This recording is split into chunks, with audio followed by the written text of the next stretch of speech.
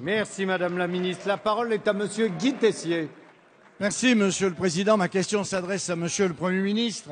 La semaine dernière, le Président de la République, reconnaissant son échec et l'incapacité de votre gouvernement à faire reculer le chômage dans ce pays, et donc Marseille n'est pas épargnée, bien sûr, par ces mauvais résultats, conséquence directe de votre politique sans cap ni cohérence.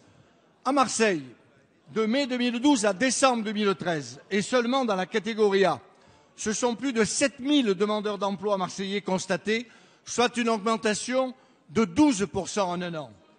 Et ce ne sont pas les visites ministérielles à caractère électoral qui d'ailleurs nous donnent le tournis, tant elles sont anormalement nombreuses, qui cacheront ce constat accablant. Dans une ville pauvre, toutes les énergies, me semble-t-il, doivent être mobilisées.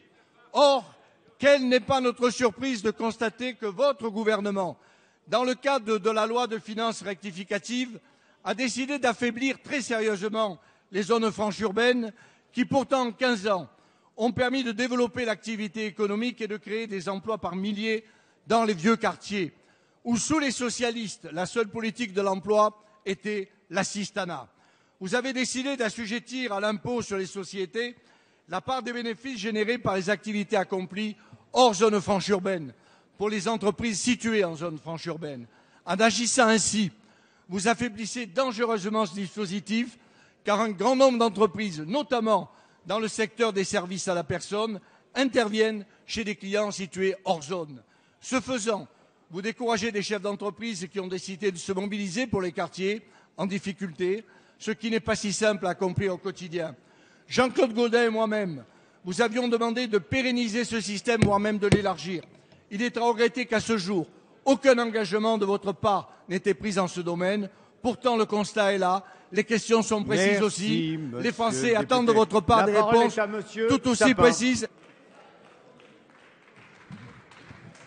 Merci, Monsieur le Président. Mesdames, Messieurs les députés, Monsieur le député, merci évidemment de ne pas utiliser l'hémicycle pour mener une campagne électorale locale après un autre membre des élus représentant les Bouches-du-Rhône.